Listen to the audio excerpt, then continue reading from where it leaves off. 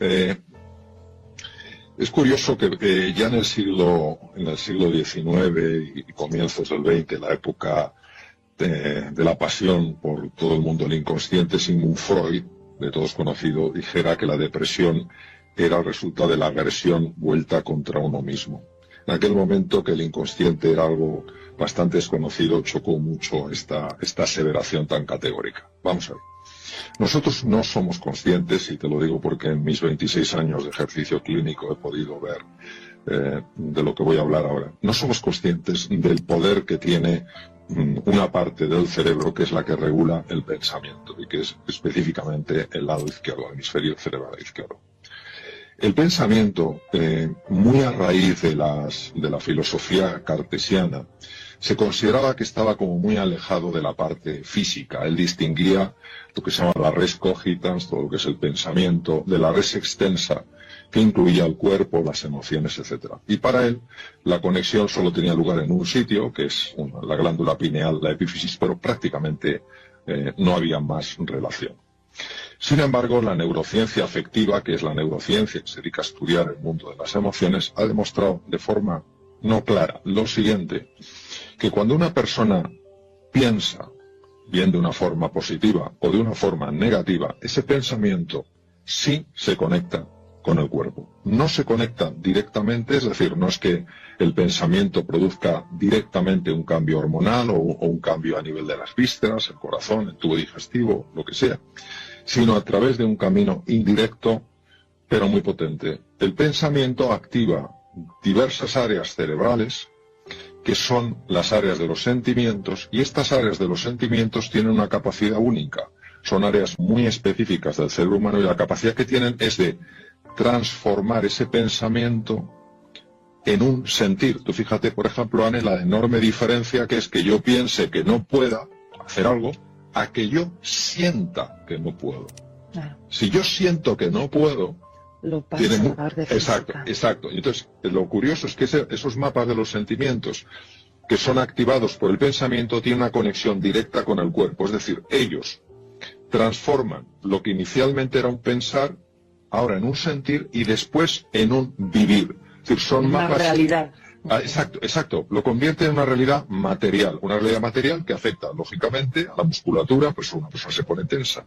Afecta a las vísceras, el corazón, el tubo digestivo, todas las estructuras del cuerpo, y que además también afecta al cerebro. Es decir, hoy sabemos, por ejemplo, y esto obviamente no se podía saber en la época de Freud porque no existía tecnología, hoy sabemos que el pensamiento, cuando genera estos sentimientos, sobre todo dos sentimientos que son tremendos, que son los sentimientos de impotencia y los sentimientos de desesperanza tan comunes en el ser humano y sobre todo en momentos tan complicados como este. Cuando esos sentimientos de impotencia y desesperanza se mantienen durante un tiempo prolongado, pues tenemos que tener cuidado, es bastante impactante lo que son capaces de hacer, que es que ese movimiento fisiológico, es decir, ese movimiento a nivel del cuerpo que produce, es capaz de matar neuronas cerebrales. Pero no cualquier tipo de neuronas. Precisamente se ceba en un tipo de neuronas que se llaman las neuronas de la capa K3 del hipocampo, que son neuronas, para que lo tengamos todo muy claro, que están especializadas en temas tan importantes como el control del miedo, ya que son capaces de inhibir una estructura muy potente que es donde está el núcleo central del miedo.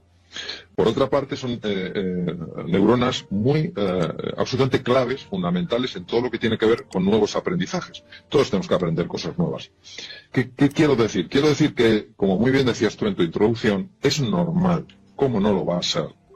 Sentir momentos de decaimiento, sentir momentos donde el mundo se nos derrumba, sobre todo si has perdido un ser querido o estás preocupado por la enfermedad de alguien cercano o no tan cercano. Eso es normal y no podemos exigirnos lo que es inhumano, exigirnos todo el día con la cara sonriendo, toleando botes, ¿no? Eso es inhumano. Y lo que no se puede es mantenerlo en el tiempo, ¿verdad? Claro. Lo que tenemos que tener mucho cuidado es en no caer en esos estados y sobre todo en no mantenernos ahí. Nos tenemos que caer y nos tenemos, con dificultad, a todos nos cuesta, que levantarnos. Y esa es la importancia. Y la importancia por eso también de hablarnos de forma positiva, porque esos sentimientos que son positivos activan procesos fisiológicos y, atención, esto es muy importante, mejoran la capacidad del cerebro para tomar buenas decisiones, que es lo que tenemos que tomar cuando tenemos tan poca información. Porque en un mundo tan incierto como el que estamos viviendo y el que vamos a ir viendo, vamos a tener que tomar decisiones con poquita información. Bueno, pues por lo menos que las tomemos con el mayor grado de sensatez posible.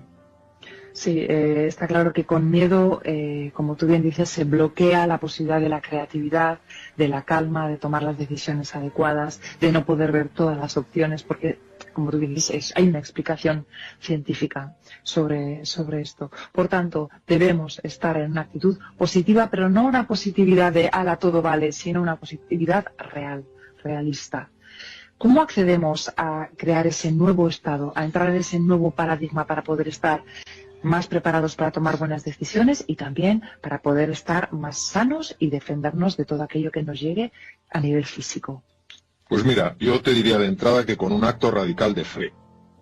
Bien. Radical. Cuando digo radical es digital, no es gris. Místico, ni difuso, ni disperso, concreto. ¿Y a qué me refiero yo con fe? La fe no es un acto del entendimiento, es decir, la fe es una decisión personal, profunda y radical que tú tomas. ¿A qué me refiero con un acto de fe en esta situación? Porque en esta situación o el miedo nos gobierna o la fe nos dirige, así de claro. Entonces, el miedo no es malo en el ser humano. El miedo nos ha ayudado a sobrevivir situaciones tremendamente complejas que no tenemos que olvidar. El problema es cuando el miedo lo genera la mente, porque la mente es capaz de intensificar y prolongar el miedo hasta niveles insospechados. Es capaz de activar mecanismos ancestrales y generar en nosotros una sensación de pavor tan grande que uno recuerda cuando uno intentaba huir de un tigre dientes de sable. Entonces, el cerebro reptiliano. Claro, entonces se activa efectivamente el cerebro reptiliano, el cerebro del paleomamífero, y nosotros tenemos que tener esa certeza. ¿Y esa certeza en qué consiste? Esa certeza consiste en posicionarse de forma radical, en que aunque ahora no lo veamos, nosotros vamos a pasar de una situación de hundimiento a una situación de descubrimiento. Es posicionarse de forma radical en que el ser humano, en su interior y sobre todo cuando estamos juntos, tiene recursos en forma de espíritu emprendedor, en forma de liderazgo, en forma de creatividad, que puede darle la vuelta prácticamente a cualquier situación. ¿Qué es lo que ocurre? Que si nos dejamos amilanar, aplastar por esas circunstancias, algo que indudablemente es un problema muy complejo, lo convertiremos en un problema insoluble. Por eso esa determinación de lo estoy pasando mal, lo voy a pasar mal, yo de aquí, nosotros de aquí salimos reforzados, tiene una fuerza tremenda, porque cuando uno resuelve con verdadera intensidad, con verdadero compromiso, que su vida va a ser así, no está diciendo que en su vida no haya problemas, no está diciendo que no lo esté pasando mal, no está diciendo que no tenga dolor, lo que está diciendo es que confía más en sus capacidades.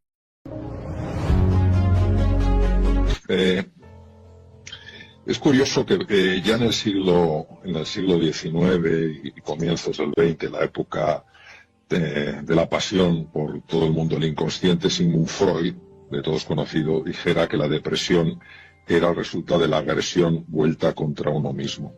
En aquel momento que el inconsciente era algo bastante desconocido, chocó mucho esta aseveración tan categórica. Vamos a ver.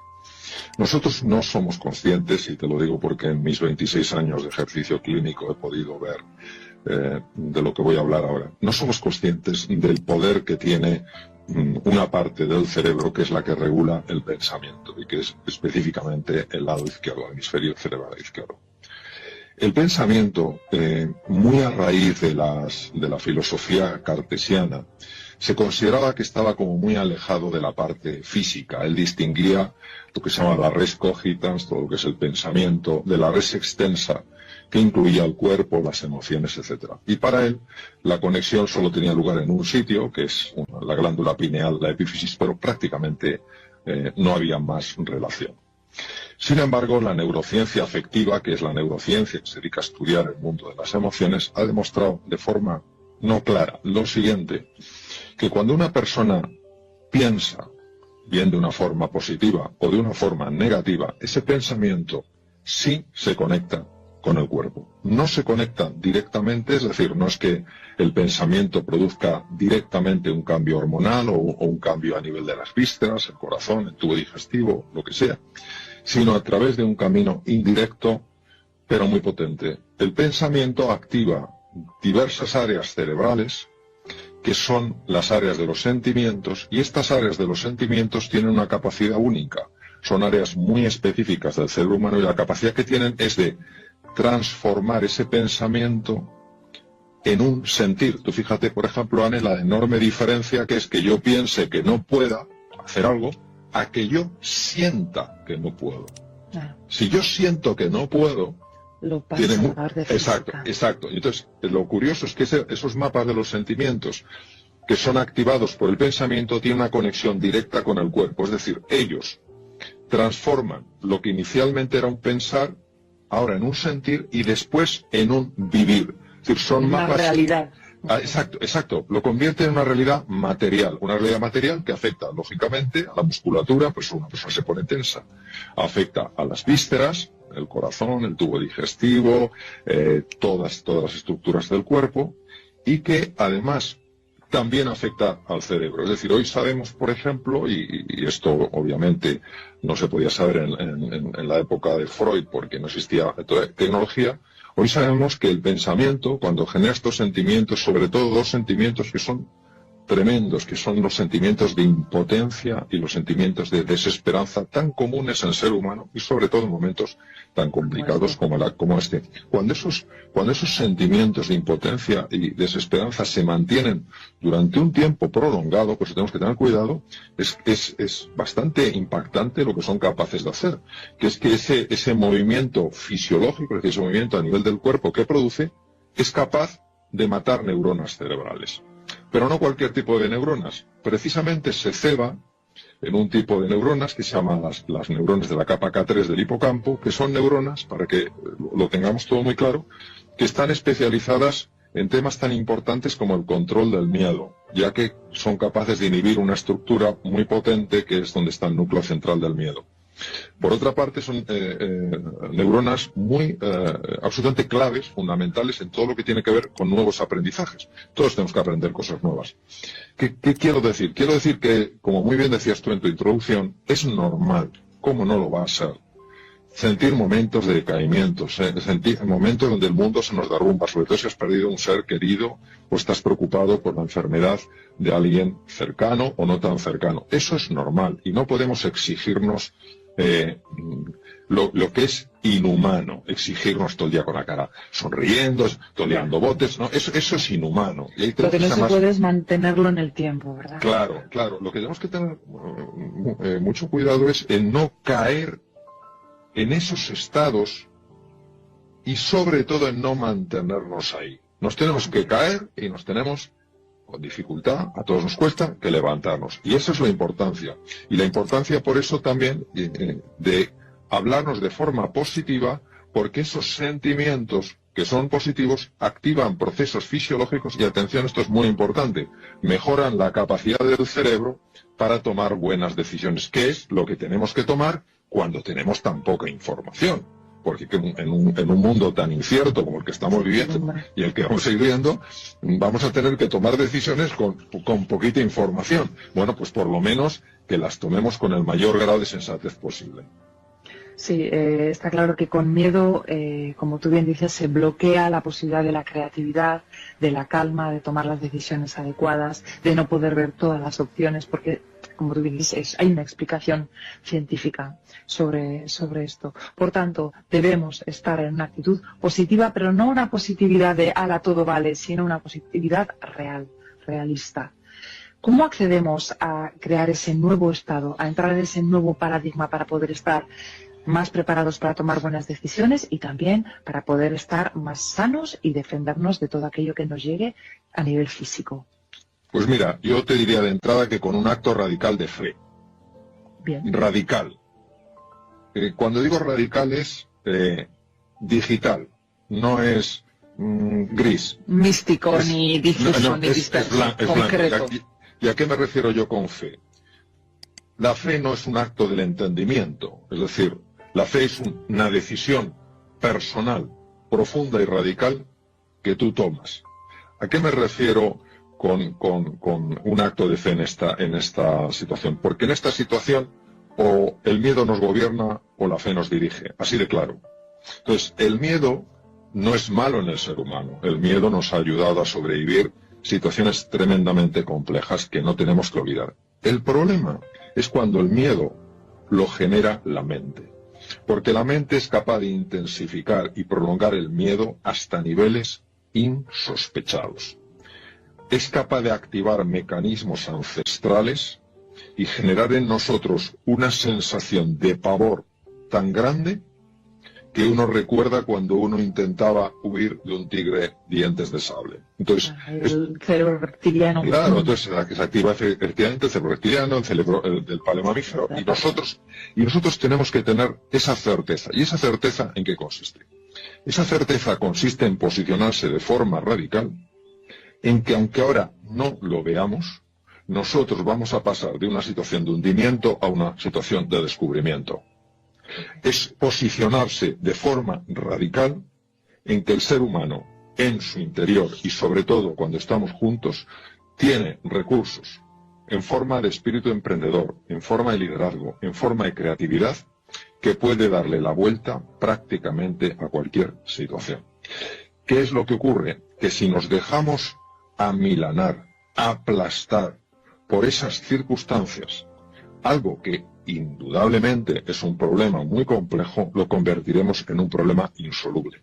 Por eso esa determinación de lo estoy pasando mal, lo voy a pasar mal, yo de aquí, nosotros de aquí salimos reforzados, tiene una fuerza tremenda, porque cuando uno resuelve con verdadera intensidad, con verdadero compromiso, que su vida va a ser así, no está diciendo que en su vida no haya problemas, no está diciendo que no lo esté pasando mal, no está diciendo que no tenga dolor, lo que está diciendo es que confía más en sus capacidades que en el problema, confía más en la grandeza de los seres humanos que en las mezquindades, confía más en que la cooperación lleva más lejos que la rivalidad.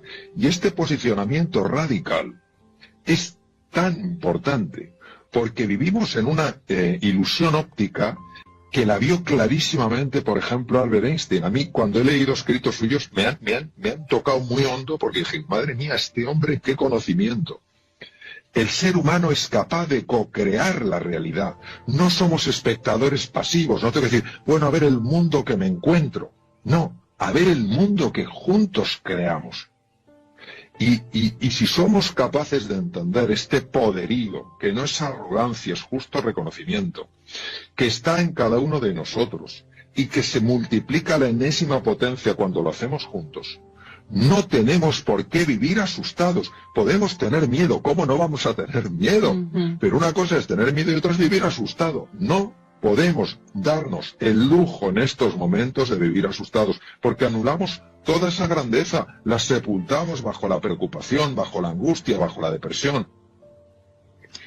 Está claro este concepto de la importancia de ponernos en los pensamientos positivos para que nuestra mente y nuestro cuerpo estén dispuestos a crear y creer. Vamos a hablar de las oportunidades que quizá hasta ahora no habíamos visto. Cuando nosotros sabemos que en momentos de crisis, en momentos convulsos, también existe una oportunidad y aceptamos que el momento, efectivamente, como bien ha dicho el doctor, es crítico, pero que podemos salir adelante con fe, empiezan a crearse las oportunidades desde una especie de conexión entre ambos hemisferios, desde ese inconsciente. ¿Cómo podemos trabajar eso? ¿Cómo se entrena el poder estar un poquito más elevado en esa actitud positiva y creadora? Una de las cosas que a mí más me ha llamado la atención cuando he estudiado un poquito la obra de Jung fue cuando él hablaba de las sincronicidades. Hay una situación muy apasionante en la que, bueno, Jung y Freud estuvieron muy unidos durante 6 años. Freud era 20 años mayor que Jung, pero se quedó muy impactado por el joven suizo y durante 6 años colaboraron hasta que finalmente Jung se desvinculó. Entonces, ambos, Jung por su lado y Freud, le daban mucha importancia a los sueños. Bien, en una ocasión Jung estaba hablando con Freud, le estaba contando un sueño muy extraño que había tenido, en el que se había encontrado en medio del sueño con un escarabajo egipcio rarísimo de encontrar. Y en ese momento, él estaba describiendo el sueño que él había tenido la noche anterior, hubo un golpe en la ventana y apareció exactamente ese escarabajo. Yo, personalmente, no cosas tan rotundas, pero sí bastante impactantes en mi vida, he experimentado esto. Es decir, los fenómenos de sincronicidad no son ni de mentes iluminadas ni de gente rarita. Son cosas que nos pasan, pero que muchas veces nos resultan tan rompedoras que intentamos encontrar una explicación más lógica. Y como decía Einstein, en la vida o nada es un milagro, todo es un milagro. ¿Por qué digo eso? Lo digo porque si nosotros somos conscientes de que la división entre el mundo interior y el mundo exterior es una falacia. ¿A qué me refiero? Cuando los seres humanos estábamos más en contacto con la naturaleza, nosotros no nos veíamos separados de la naturaleza. Es inexplicable, sino que tribus nativas pudieran descubrir remedios terapéuticos en una selva donde hay millones de plantas.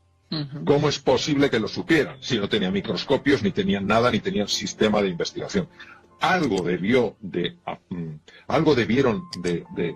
apreciar en esa naturaleza para poder convivir con esa naturaleza. Luego el ser humano empieza a experimentar una serie de cambios y se aleja de la naturaleza, sobre todo en la época moderna, y el mundo científico empieza no a entender la naturaleza, sino a describirla. Bueno, si nosotros recuperamos esta idea de que el mundo exterior y el mundo interior solo están separados a nivel mental, nos daremos cuenta que la actitud que nosotros tomemos en la vida, que quiere decir ni más ni menos que cómo me relaciono yo con una realidad, tiene la capacidad de curvar la realidad.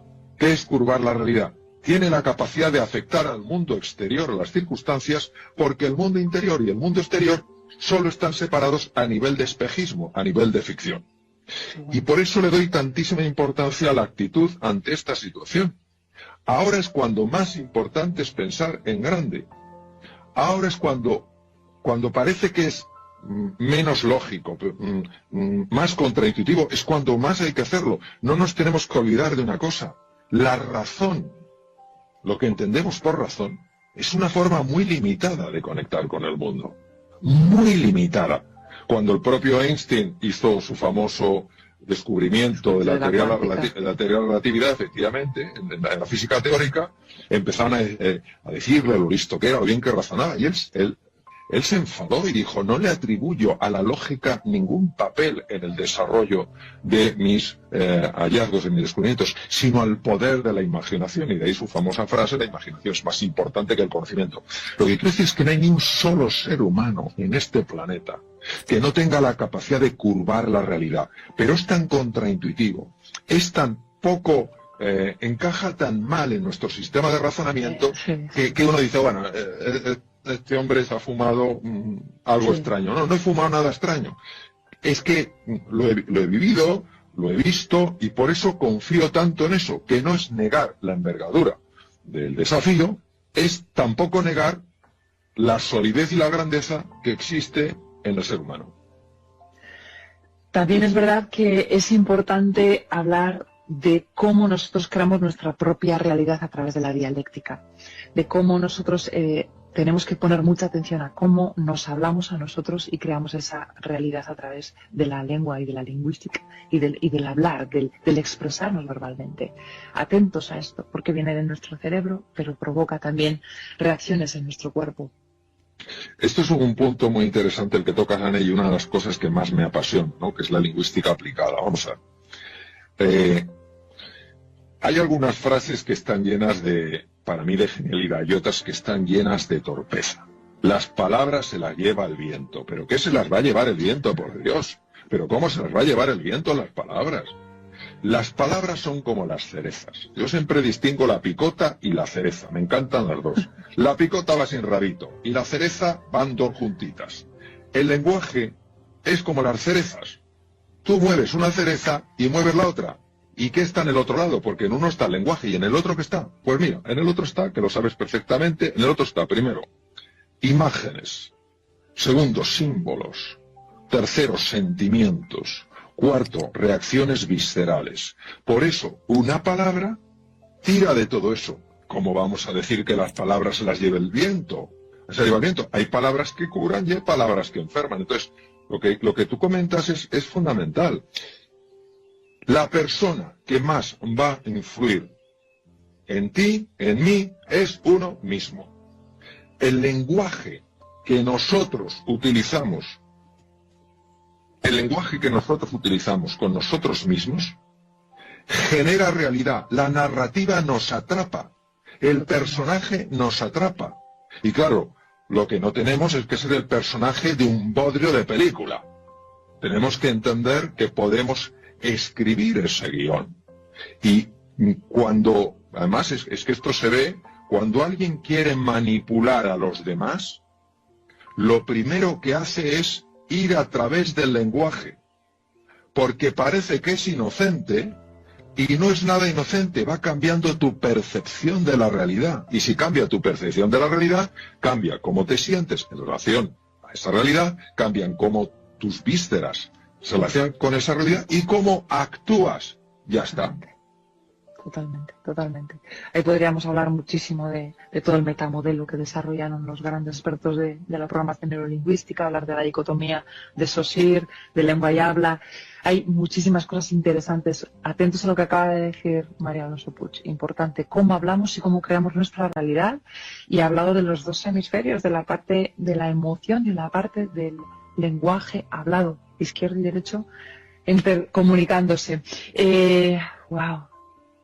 Vamos a hablar también de la ansiedad, esa ansiedad que bloquea la creatividad y la emprendeduría en momentos en los que estamos deseando ser emprendedores, en los momentos en los que nos vamos a tener que reinventar. Atentos a la ansiedad, identifiquémosla, recibámosla, aceptemos sin juicio para darle la vuelta a esto, porque como bien has dicho, cuanto menos ansiosos y menos asustados estemos, mejor vamos a estar. Recuerdo unos consejos que dabas tú para trabajar los tres ámbitos, el mental, el físico y el emocional. Hacer deporte, descansar, todos aquellos consejos que dabas tú, los podemos repasar para que la gente que nos está viendo diga, ay va, pues yo esto me vendría bien, tiene razón el doctor, si yo descansara más, si yo apagara mi móvil a las 11 de la noche, si yo hiciera un poco de ejercicio, si yo trabajara en la presencia plena, todas esas cosas que son consejos que vienen de alguien que sabe que pueden ir bien. ¿Cuáles pueden ser? Bueno, primero hay que distinguir, tomando el hilo de la ansiedad, hay que distinguir la ansiedad, la angustia y la depresión, porque son primos hermanos, están muy, muy cerca. La ansiedad es la proyección al futuro de un problema, todavía no está ese problema, y además proyectas en el futuro tu incapacidad de resolverlo. Imagínate qué pan con tortas hemos hecho. Lanzamos un problema al futuro y encima nuestra incapacidad, y empezamos a sufrir ya. Esa es la ansiedad. Y la ansiedad se nota en el pecho. La angustia se nota en el abdomen. Y la angustia es el miedo actual frente a algo a lo que no puedo poner nombre. Es decir, es un miedo.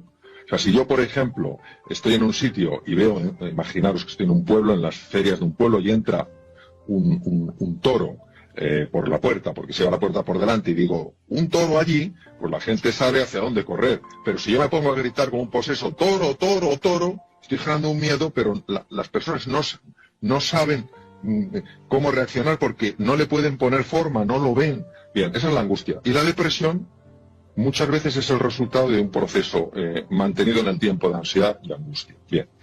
Cuando yo hablo de esos tips de los que comenta Sane, los tips corporales, los tips mentales y los tips anímicos, lo comento con tanta insistencia en estos días porque son una serie de propuestas que reducen radicalmente la posibilidad de tener ansiedad, angustia y depresión. ¿Por qué?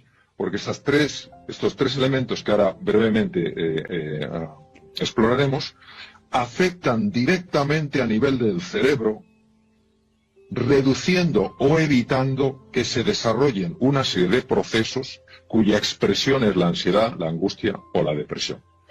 Y efectivamente, a nivel del cuerpo son los siguientes. El ejercicio físico, porque el ejercicio físico se sabe que tiene un impacto directo a nivel del cerebro.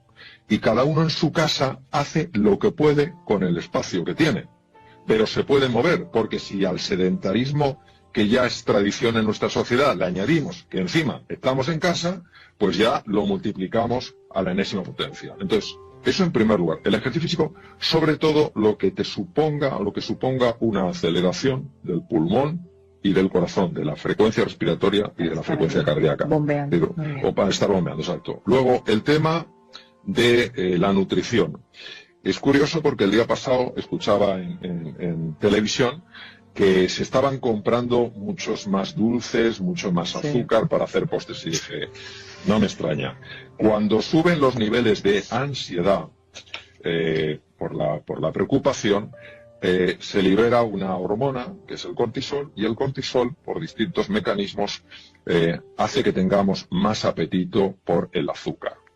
Cosa que no nos conviene en absoluto, porque los excesos de azúcar producen inflamación cerebral que a su vez causa ansiedad, angustia y depresión. Entonces, claro que sí, tus postrecitos, pero moderadito. Bien, tercero, el descanso. Yo sé que ahora que estamos pues intentando muchas veces distraernos pues con las tablets, con los ordenadores, con etcétera, etcétera, pues es fácil que en un momento determinado para distraernos, para olvidarnos de esta situación tan compleja, pues nos quedemos pegados cuando nos contestan un email, pues es viendo una cosa en el ordenador, etcétera.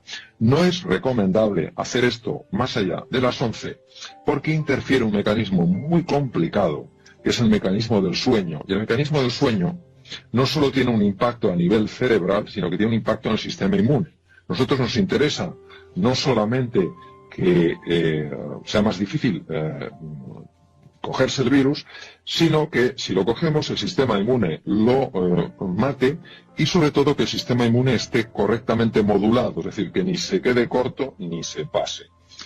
Por eso esas 7 horas, 8 horas y procurando irse a la cama a las 11 y no ver emails, el ideal es no ver emails a partir de las 8 y pico de la noche. Porque a partir de las 9 empieza a segregarse la melatonina y es lo que hay que evitar que se interfiera. Entonces, esas son 3 cosas que son muy sencillas, pero tienen un impacto directo en el cerebro. A nivel de la mente, lo has comentado antes. Vamos a ver, sobre todo en momentos de ansiedad, entra con especial actividad un circuito que se llama la red neuronal por defecto, que nos intenta arrastrar, porque eso no es llevarte, eso es arrastrarte. Nos intenta llevar al pasado o nos lanza al futuro. Pero la pregunta es, ¿para qué? Bueno, la explicación es larga, pero el resultado es, ¿qué gano de esto? Cuando me voy al pasado, ¿para qué me estoy yendo? Para lamentarme, no me voy para aprender, me voy para lamentarme, tenía que haber ahorrado más y si no lo estaría pasando tan mal ahora, tenía que haber sido previsor y haberme metido más en el mundo digital y ahora tengo que aprender y no tengo ni idea. Es para lamentarte, para llenarte de culpa, para llenarte de vergüenza. ¿Eso a quién ayuda? A nadie. Y cuando te proyecta al futuro, ¿qué es? Para anticipar. ¿Qué va? Es para angustiarte, para preocuparte.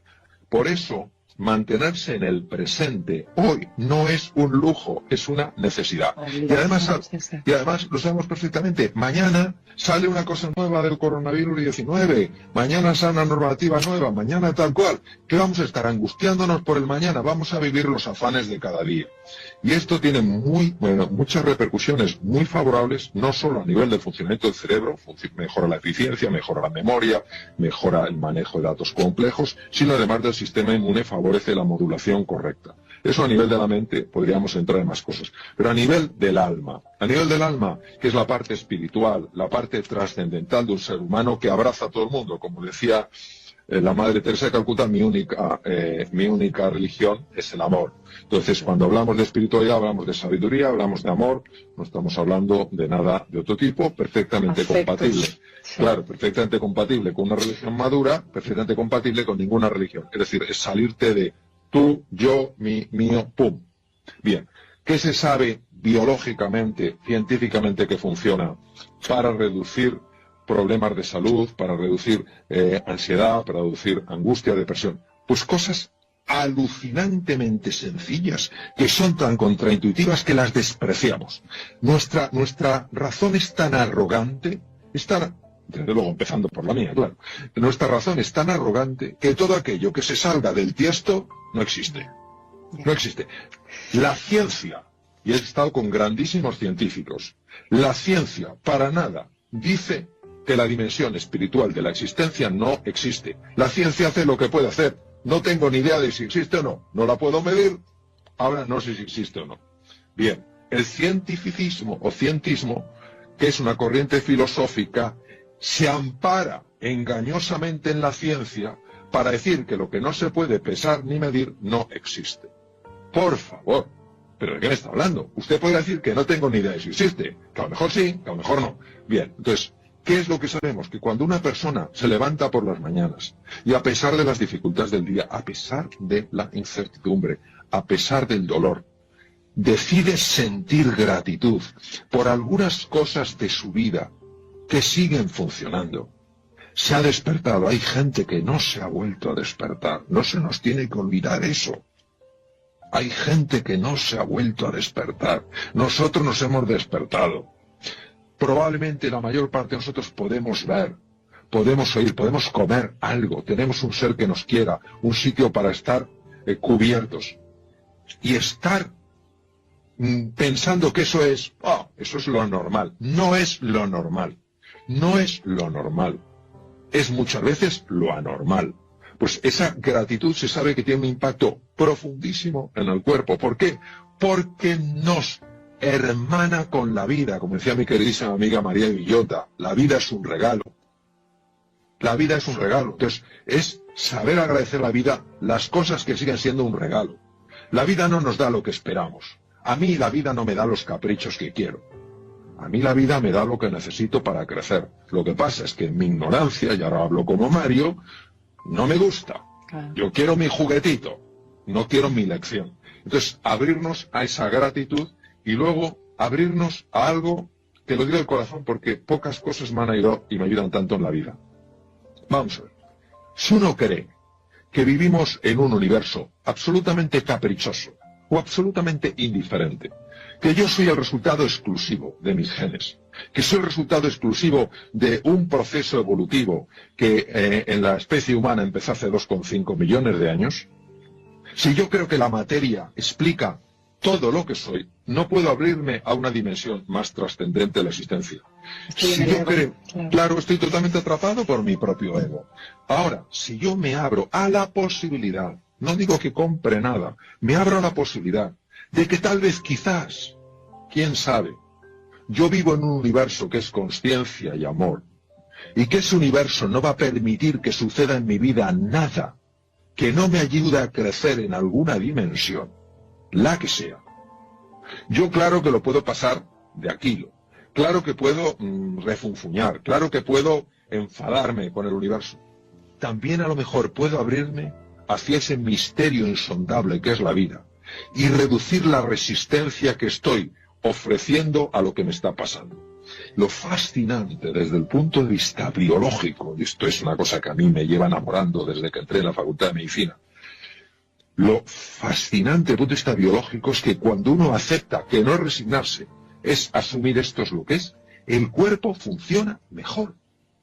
El cerebro funciona mejor. Las hormonas que se liberan son más saludables. Pero cuando yo me rebelo, cuando yo me enfado, cuando yo culpo a la vida de por qué hace esto, si no es que esto sea bueno o malo, lo que hay que leer es qué pasa en el cuerpo. ¿Por qué? Porque el cuerpo es el que de verdad sabe, el cuerpo es el que lleva la cuenta, el cuerpo es el que está conectado con la vida. Mi cabeza no está conectada con la vida, mi cabeza está conectada con una abstracción, que significa una extracción de las cosas.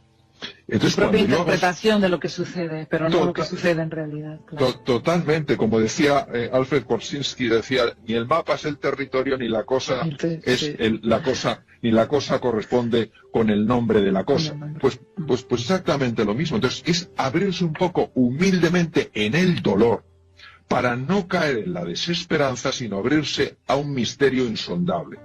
¿Cuántas veces no habré visto yo en mi trabajo como cirujano a lo largo de 26 años personas que han encontrado en su enfermedad un camino y que luego te han dicho nunca lo hubiera elegido?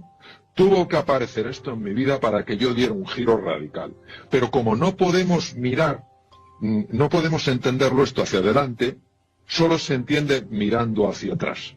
De esto hablaba maravillosamente Steve Jobs, ¿no? Y entonces cuando miras atrás dices, anda, mira que fue duro aquello, pero cómo me mejoró como persona. Ahora, si yo me rebelo, si yo me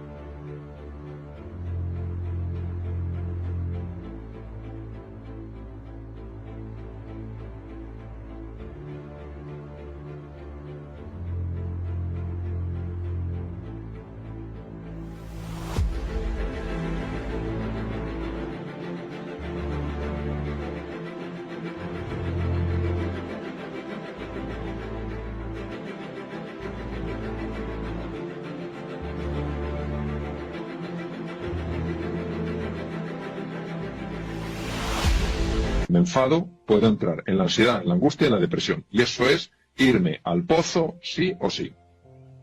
Qué importante la aceptación, la toma de conciencia de lo que nos pasa, el para qué nos está pasando, la aceptación y la curiosidad por estar vivos, por las ganas de estar vivos a través de la curiosidad y las ganas de emprender desde ese momento de crisis fundamental. Me ha gustado muchísimo lo que acabas de decir y un gran aprendizaje, me ha gustado mucho. ¿Y qué hay de los momentos en los que uno tiene que hablar desde la empatía, desde el estar con el otro, desde darse cuenta de que uno crece en esa dimensión del alma a través de la contribución con hacia el otro? Uno es más feliz cuando es consciente de que es parte de todo y de que él es también protagonista de un cambio que puede ir a mejor. En ese momento también uno de repente se siente chutado, se siente feliz porque es parte de un cambio a mejor. Sí, lo has definido muy bien en el tema de la felicidad. La felicidad no es el goce de los sentidos, es el gozo del corazón. Y ese gozo del corazón es siempre cuando te encuentras con una realidad que te trasciende, que te lleva más allá de ti. Y la realidad es encontrarte con el otro, encontrarte con la vida, encontrarte con el mundo. ¿Por qué es tan importante la empatía? Porque la empatía es la capacidad de ayudar a una persona a sentir que ha sido comprendida. La empatía no busca resolver nada. La empatía no busca aconsejar. La empatía no busca adoctrinar. La empatía lo que busca es que una persona se sienta comprendida. Todos nosotros sabemos la importancia que ha tenido en nuestra vida cuando, aunque no nos han dado ningún consejo para mejorar algo, nos hemos sentido comprendidos. ¿Por qué? Porque la soledad mata.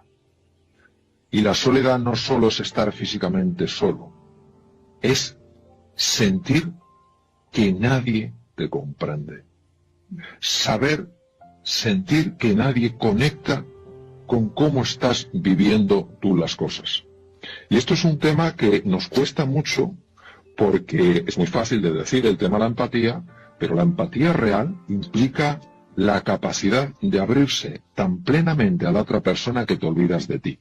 Y es tan difícil, Anne, olvidarse. Nos aferramos a lo nuestro, conjugamos en primera persona singular con una facilidad y nos gusta tanto, pues yo más, y tú sufres, pues fíjate, yo también más. Yo también, a ver quién sufre más. A ver quién sufre más y así nos ganamos el cielo y ya está, y todo arreglado. Sí, pero eso es una cosa. Sí, yo creo que es muchas veces una mala interpretación de un montón de cosas. De creencias. Claro, de creencias ancestrales. Yo creo que cuando tú estás verdaderamente conectado con una persona, lo que se llama presencia plena, eso ya es empatía. ¿Por qué? Porque cualquier persona que sienta que le estás dando tu atención no dividida, se siente valiosa. Tú no prestarías tal nivel de atención a algo o a alguien que no le estuvieras percibiendo con semejante valor. Bien, tenemos tales déficits en la autoestima, tenemos imágenes tan aberrantes de nosotros mismos, tan alejadas de la realidad. Nos vemos de una forma tan absolutamente distorsionada que cuando alguien te mira con tal interés, con tal deseo de comprender, con tal deseo de conectar, está, sin que te des cuenta, reparando a un nivel profundo enormes heridas que a lo mejor se hicieron cuando eras pequeñito, cuando eras pequeñita. Por eso tiene tantísima importancia la empatía. Y recuerdo una cosa que para mí es bastante clave. Todos sabemos que o muchos hemos oído que los indios navajos, un pueblo tan sabio en los Estados Unidos, hablan mucho de que tienes que caminar 5 leguas en los mocasines de la otra persona. Sí, y yo creo personalmente, es mi forma, sin duda muy limitada de verlo, yo creo que no tienes que andar en sus mocasines, pero sí tienes que ponértelos. Es decir, andar en sus mocasines puede ser como simpatizo con esto. La empatía es, siento cómo se siente estando en estos mocasines, pero yo elijo caminar de otra manera. Pues ese punto yo creo que es clave, porque además en temas de biología esto es brutal. Lo que se ha visto con los temas relacionados con la empatía, con estudios fascinantes, sobre todo, por supuesto en humanos, pero sobre todo estudios que se han hecho con macacos, que es el primate que se utiliza en la experimentación animal, son increíbles. O sea, el doctor, mejoras... ¿cómo se llamaba aquel doctor que hizo los estudios con el macaco, que le daba Harry un biberón? Harry Harlow. Mejoras en el sistema inmune, mejoras en la inteligencia, mejoras en la socialización. Y a nivel humano, la empatía se ha visto que es capaz de afectar incluso a nivel molecular, a nivel cromosómico, a nivel del ADN. Pero por favor, hace años, ¿en qué foro científico se podría sostener que la empatía afectaba a nivel ultracelular, a nivel del ADN? Hoy en día es una realidad, pero vamos, pero una realidad no que la estén comentando 4 personas que están ahí a con nivel su locura. místico. No, estamos hablando a nivel de personas que han ganado el premio Nobel de Medicina, véase Alexis Carrel, véase Elizabeth Blackburn, o sea, montones de científicos, véase David Bohm, premio Nobel de Física Cuántica, por sus trabajos de física teórica, etcétera, etcétera. Es decir, estamos hablando de personas que no solo son científicos, sino que para mí personalmente son sabios. Bueno, pues yo no digo que compremos eso, pero tampoco que lo despreciemos como si fueran personas que no tienen un conocimiento de lo que están hablando. Hacemos el bien con la empatía hacia los demás, pero también, como decía, en nosotros, el sentirnos protagonistas de un cambio en nuestro entorno para bien, porque la bondad y el amor son principios arquetípicos universales y que está demostrado que después son los fundamentos de todos los valores que nos mueven hoy en día, hasta las creencias que van más a la mente, tomando de la mano a alguien, sintiéndote tú protagonista del bien del mundo. Las cosas pueden ir mejor. Y no quiero dejar pasar la oportunidad de hablar contigo del aspecto de la responsabilidad, algo que tenemos que desarrollar, no echar balones fuera. Son momentos en los que todo lo que hemos sembrado hasta ahora nos sirve para sembrar hacia el futuro. Y en este tiempo de confinamiento tenemos el deber, la obligación y, por qué no decirlo también, el gusto de poder hacer cambios en nosotros mismos que tengan que ver con la responsabilidad con hacia lo que nos viene de ahora en adelante y que tiene mucho que ver con ser protagonistas de ese cambio para bien. Tomemos conciencia de esto y lo podemos hacer escuchando a personas como el doctor Alonso Puig, pero además leyendo, escuchando música, dándonos abrazos en el entorno en el que podamos, colocándonos en una actitud positiva, cuidándonos tanto en el alma, en la cabeza, sin meter informaciones extras que no vienen a cuento, y, como no, el cuerpo, descansando, comiendo bien. Acordaos de todo esto que estamos diciendo porque es importante, ¿no es así, doctor? Sí, el tema de la responsabilidad es un tema que tiene su aquel. Primero, es que es el contrario a la queja, es que nos gusta tanto. Claro. Sobre todo, fíjate, en el poder del lenguaje. Cuando nosotros hablamos de responsabilidad, va en su cerecita muy unido a culpabilidad. Tú eres responsable de esto. Si sale mal, tú eres culpable. Bien, vamos a cambiar la cerecita. Vamos a cambiar la cerecita porque esa cerecita se ha quedado un poco pocha y ya no está buena. Entonces, la cerecita que la vamos a cambiar es responsabilidad igual a capacidad de respuesta. Okay. Tú tienes una capacidad de respuesta. Pequeña, media o grande. Es igual. Tú tienes una. Me encanta recordar a esta mujer extraordinaria, Helen Keller, que se quedó ciega, muda y sorda a los 16 meses de edad. Y no obstante, con la ayuda de otra mujer extraordinaria, Annie Sullivan, fue la primera mujer en la historia que se graduó con honores por la Universidad Radcliffe, que está en Cambridge, Massachusetts, a la Universidad de Harvard. Y ella decía, soy una. Estamos hablando de una mujer ciega, muda y sorda. Y en aquellos tiempos, que en aquellos tiempos. Ella se graduó, si no recuerdo mal, en 1904. Soy una, solo soy una. Yo no lo puedo hacer todo, pero sí puedo hacer algo. Yo no renunciaré a aquello que puedo hacer. Esto es importantísimo. La queja, el no puedo hacer nada, la impotencia, se ha demostrado en estudios fascinantes que se hicieron en el Reino Unido que favorecen la patología cardíaca. Ponerte en una posición de víctima es muy cómodo. Es muy fácil echarle la culpa a los demás. Claro que sí, yo no digo que los demás no tengan cada uno, que tengamos nuestra responsabilidad. Pero yo no tengo nada que ver con esto, soy una víctima pasiva. Atención, porque esto sé que es cómodo, pero se paga un precio, sobre todo en salud cardiovascular. Y número 2, si tú no das un solo paso, estás transmitiendo al cerebro una cosa clarísima. Soy impotente para hacer nada. Bueno, el cerebro creará lo que tú crees. Y serás realmente impotente, pero no le podrás echar la culpa ni a tu cerebro, que es magnífico, ni a tu cuerpo, que es espectacular.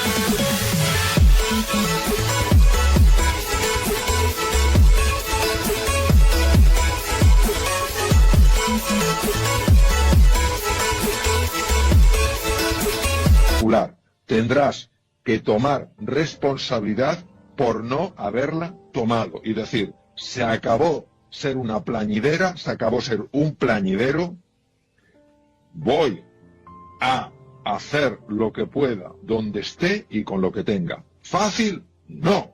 Lo fácil es dejarse llevar. Lo fácil es tomar el papel de víctima. ¿Necesaria responsabilidad? Por favor, ¿cómo vamos a construir algo nuevo juntos si no decidimos dar un paso? Entonces yo animo mucho con una pregunta para personas que están bloqueadas, que es una cosa que puede pasar hasta en el ser humano más inteligente y más capacitado, todos nos podemos bloquear. Les hago una pregunta que es que moviliza, vamos a ver, moviliza hasta una piedra. ¿Cuál es el paso más pequeño que te atreves a dar? El más pequeño.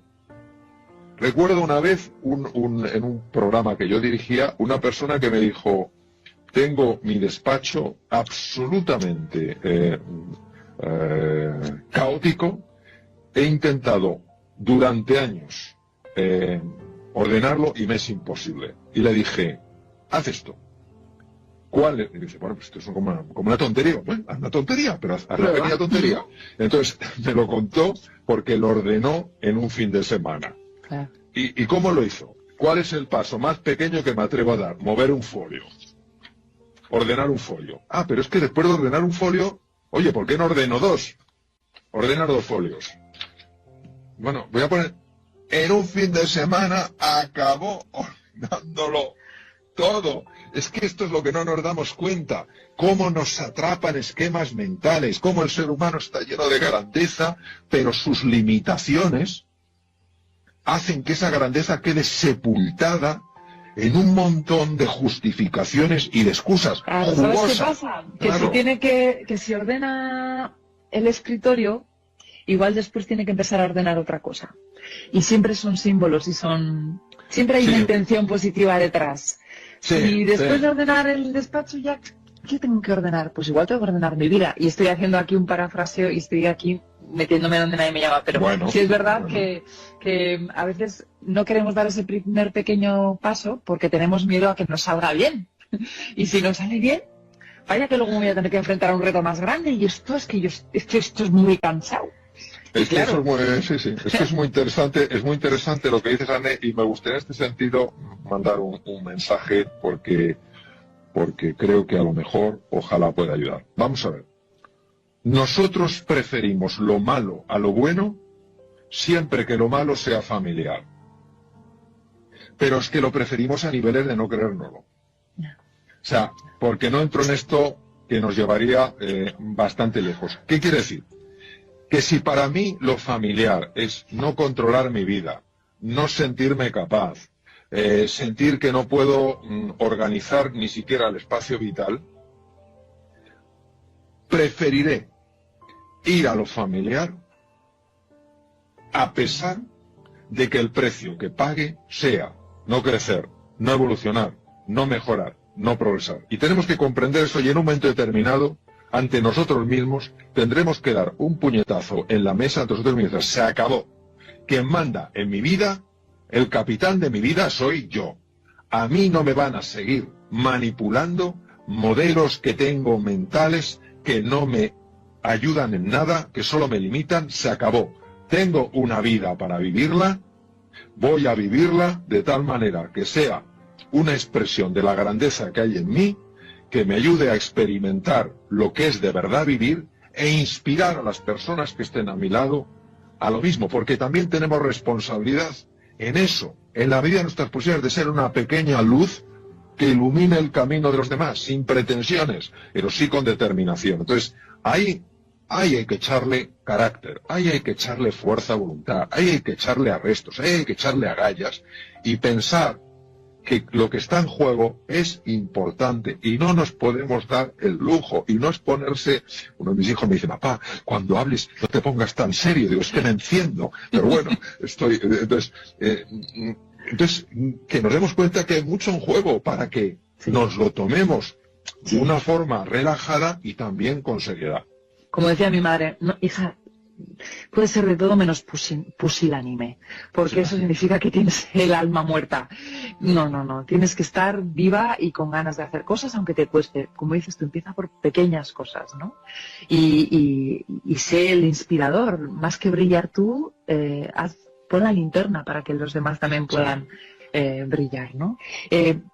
Antes de terminar, te quería preguntar, en todo este confinamiento y en lo que llevas ya estudiado y formado, ¿qué es lo que estás aprendiendo, Mario? Bueno, lo primero yo decidí hace tiempo yo cambiar para mí mismo la denominación de confinamiento por retiro.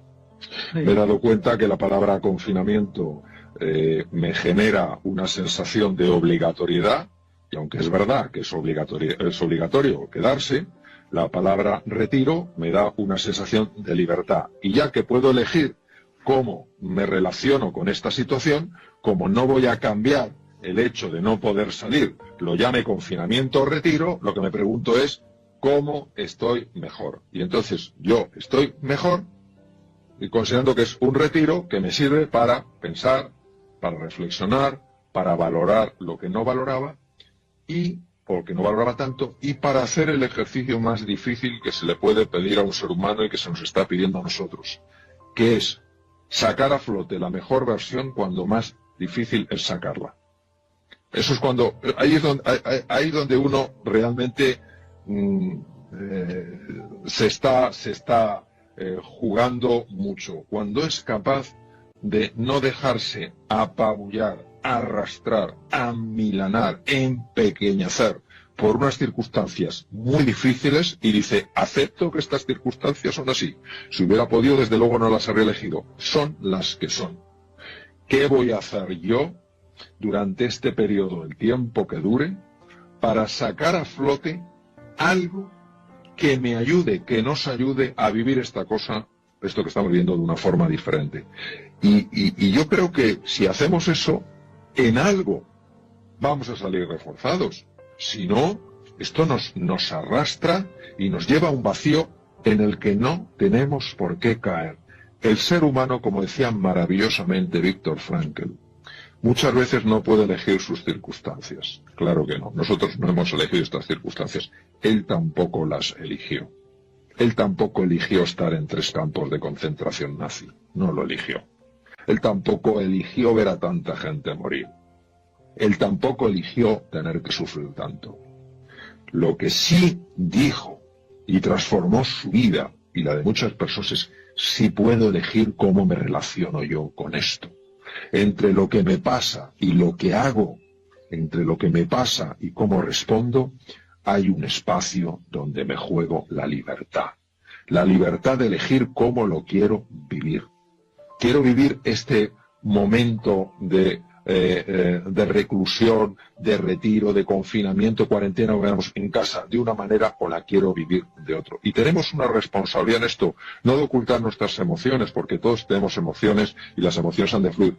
Sí que junto a esas emociones vaya un mensaje añadido, que es: yo soy libre, precisamente no porque actúo en base a mis emociones, sino porque actúo en base a mis decisiones. Y eso es lo que marca mi libertad, que yo elijo lo que quiero decidir, aunque no me apetezca, aunque no me resulte fácil. Gracias, Mario. Estaría un rato largo, pero no quiero abusar de ti. Llevamos casi 1 hora hablando y escuchándote, sobre todo. No sabes la de gente que está entrando para dar las gracias por tu aportación, gente que te conoce hace tiempo y gente que te acaba de descubrir, pero yo creo que eres una persona ya reconocida no solamente a nivel nacional, sino a nivel mundial, y es un lujo tenerte aquí en este ratito.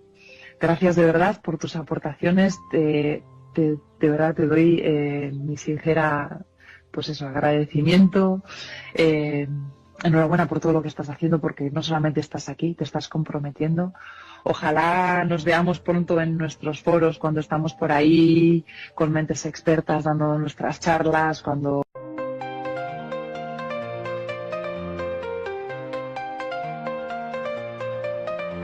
The road was long, the end seemed far, but I kept on pushing like a shooting star. Fell down 7 times, rose up 8.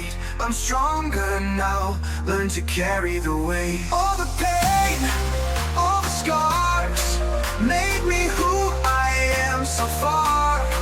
Every fall, every mistake helped me learn to carry the weight.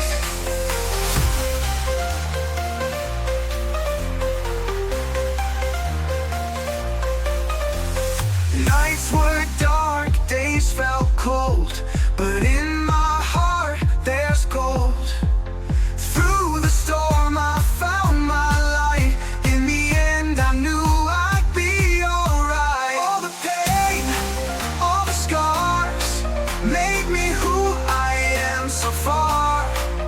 Every fall, every mistake helped me learn to carry the weight. Rise up, keep climbing high.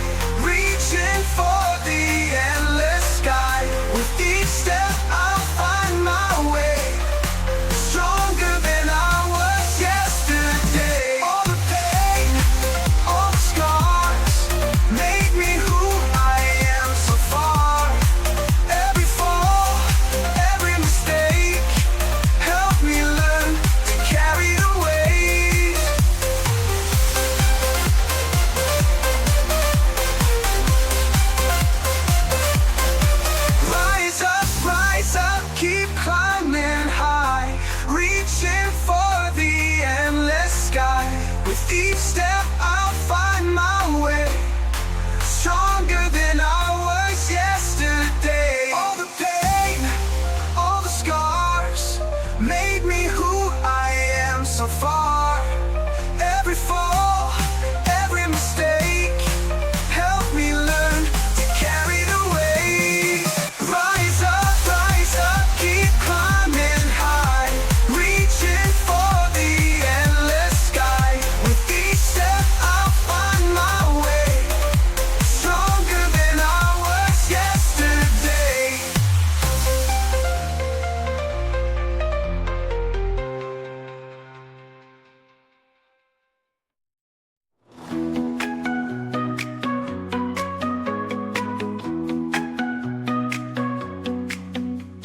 Leaping high with effortless style, they land so smooth, they make you smile. A playful swipe, a gentle purr, in every corner they cause a stir. Ming and chill, they own the day, with a grace that sways the way. Pause in motion, hearts they steal, feel and moves are so surreal. Sunny spots where they recline, eyes that sparkle so divine. Tales of whiskers, tales of flair, with these cats nothing can compare. Ming and chill, they own the day, with a grace that sways the way. Pause in motion, hearts they steal, feel and moves are so surreal.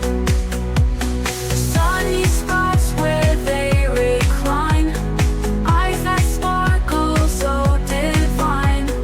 Tales of whiskers, tales of flair, with these cats nothing can compare. Charm and chill, they own the day, with a grace that sways the way. Pause in motion, hearts they steal, feel and moves are so surreal. Ming and chill, they own the day, with a grace that sways the way. Pause in motion, hearts they steal, feel and moves are so surreal.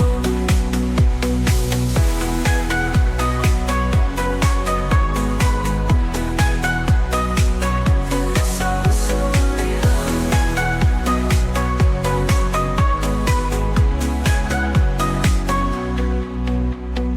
Through the night they roam so free, little shadows, mystery. In their dance we find delight, chasing dreams till morning light. Ming and chill, they own the day, with a grace that sways the way. Pause in motion, hearts they steal, feel and moves are so surreal.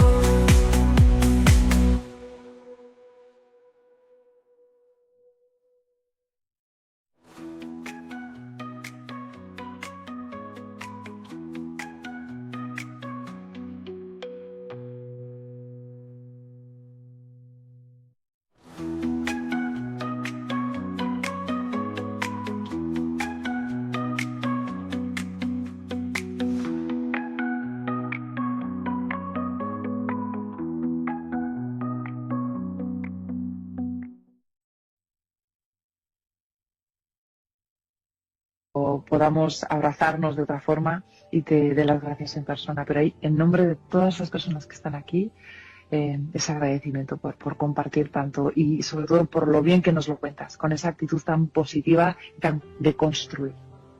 Bueno, muchas gracias a ti, Anne, por esta iniciativa tan maravillosa, por ser como eres, siempre una sonrisa y un mensaje de ilusión. Mandar a todas las personas que nos han seguido un abrazo entrañable y sobre todo recordarles eso, recordarles que ese posicionamiento detrás del dolor está el crecimiento, detrás del dolor está la transformación.